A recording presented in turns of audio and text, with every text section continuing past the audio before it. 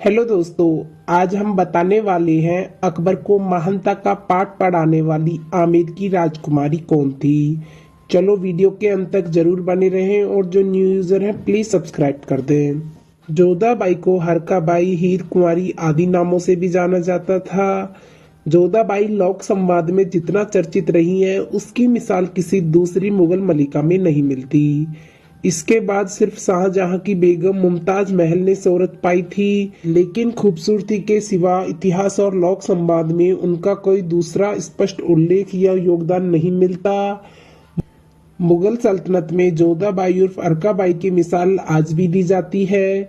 सीकरी के किले में स्थित जोधा का महल, जोधाबाई के बारे में मिली जानकारी फिल्म और टीवी धारावाहिकों से अधिक पहले कभी नहीं थी। कुछ किताबों में पढ़ा, जिज्ञासा पढ़ी तो कुछ और जानकारी जुटाई। एक कॉमन जिक्र यह मिला कि अकबरनामा, जहांगीरनामा और आईने अकबरी में कहीं अकबर की पत्नी के रूप में जोधाबाई का उल्लेख नहीं है। इस आधार पर यह खारिज करने की कोशिश हुई है जोधाबाई का चरित्र काल्पनिक है। यदि फतेहपुर सीकरी का किला देखने का अवसर ना मिलता तो शायद इन्हीं जानकारियों तक सीमित रहते। इसीलिए यह स्वीकारने में कोई हर्ज नहीं है कि जोधाबाई न केवल ऐतिहासिक चरित्र थी बल्कि उनका किरदार बेहद प्रभावशाली था। अकबर को महानता का गुण सिखाने और मुगल सल्तनत को भारत में सर्वधर्म संभव में मंत्र से स्वीकार्य बनाने के जिस एक महिला का सर्वाधिक योगदान रहा वह जोधाबाई ही थी। जोधाबाई का महल शानदार 2 मंजिला इमारत है। मुख्य दरवाजा दक्षिण की ओर खुलता है। जोधा ऐसी रानी थी जिसने एक मुस्लिम बादशाह से शादी की, लेकिन पूरा जीवन हिंदू परंपरा, पूजा और आस्था के साथ व्यतीत किया। यदि उस समय के सबसे ताकतवर बादशाह के हरम में वह अपने धार्मिक स्वतंत्रता के साथ रही तो इसे अकबर की उदारता से अधिक जोधा का प्रभाव मानना चाहिए, क्योंकि अकबर उस समय इतना परिपक्व नहीं रहे होंगे कि गैर धर्मों के प्रति सही सरता का ऐसा भाव में उनमें स्वाभाविक रूप से आ जाए। जोधाबाई कृष्ण भक्त थी। महल में उनका एक पूजा घर भी था जिसमें कृष्ण प्रतिभा रहती थी। पूजा घर की बनावट में यह दिखता है। पूजा घर में कृष्ण लीलाओं के चरित्र मिलते हैं।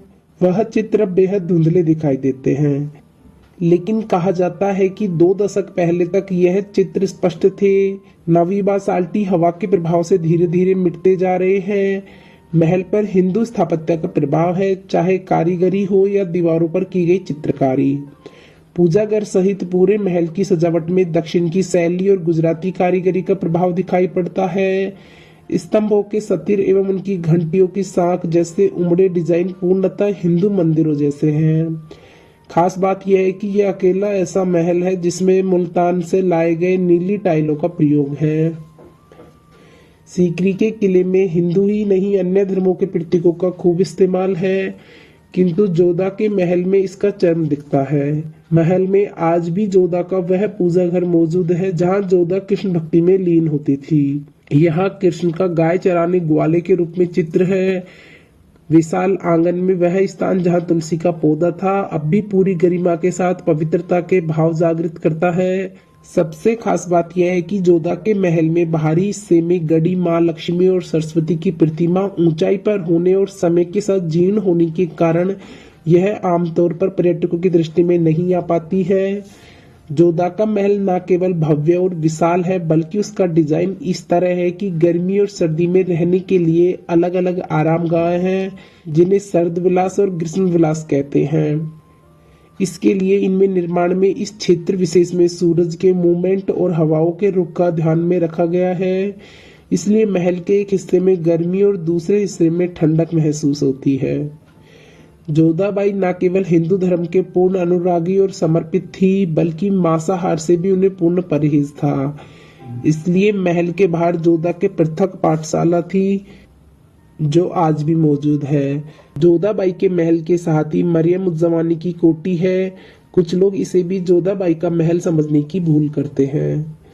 कारण यह है कि अकबर ने जोधाबाई को मरियम उज़ ज़मानी का खिताब दिया था, जिसका अर्थ है संपूर्ण विश्व के लिए दयालुता और मानवता भाव रखने वाली, जबकि जोधा के महल के समीप स्थित मरियम की कोठी के बाहर बनी मांसाहार की पाठशाला और इसका छोटा आकार यह ना मानने को विवश करता है कि यह जोधा का महल नहीं है। जोधा के महल के सामने जो मरियम की कोठी है उसके बारे में कहा जाता है और बात समझ में भी आती है कि वह पुर्तगाली महिला डोना मारिया मास्करेंस की कोठी थी, जिसे मारिया से मरियम बना दिया गया। इसे एक पुर्तगाली जहाज से पकड़कर लाया गया था और उसकी खूबसूरती से प्रभावित होकर अकबर ने उसे अपने हरम में स्थान दिया था।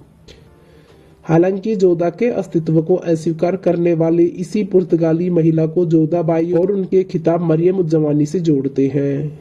गोवा के लेखक लुई की आसिस कोरिया ने अपनी किताब Portuguese India and Mughal relax में यही दावा किया है कि हालांकि तर्क बेहद कमजोर है, अकबर की 3 बेगमों का जिक्र आता है, लेकिन सच यह है कि केवल जोधाबाई और रुकैया बेगम जो अकबर की पहली पत्नी और रुकैया बेगम अकबर की चचेरी बहन थी।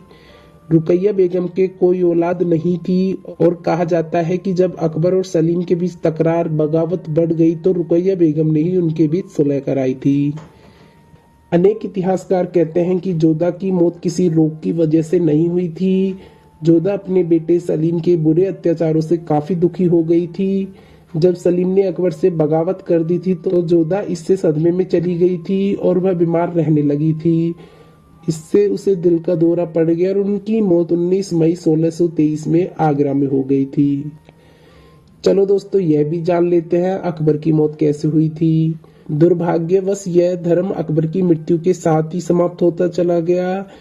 इतने बड़े सम्राट की मृत्यु होने पर उसकी परंपरागत अनुसार दुर्ग में दीवार तोड़कर एक मार्ग बनवाया गया तथा उनके शव को चुपचाप सिकंदरा के मकबरे में दफनाया गया। ऐसा भी माना जाता है कि अकबर बीमार रहने लगा था और उसी पेचिश की वजह से उनकी मृत्यु हो गई थी। आपको क्या लगता है दोस्तों, अकबर की मृत्यु कैसे हुई थी? प्लीज कमेंट बॉक्स में जरूर बताना और ऐसे ही ऐतिहासिक वीडियोस देखने के लिए हमारे चैनल को सब्सक्राइब करना ना भूलें। चलो मिलते हैं नेक्स्ट वीडियो में, जब तक के लिए अपना ख्याल रखना। धन्यवाद।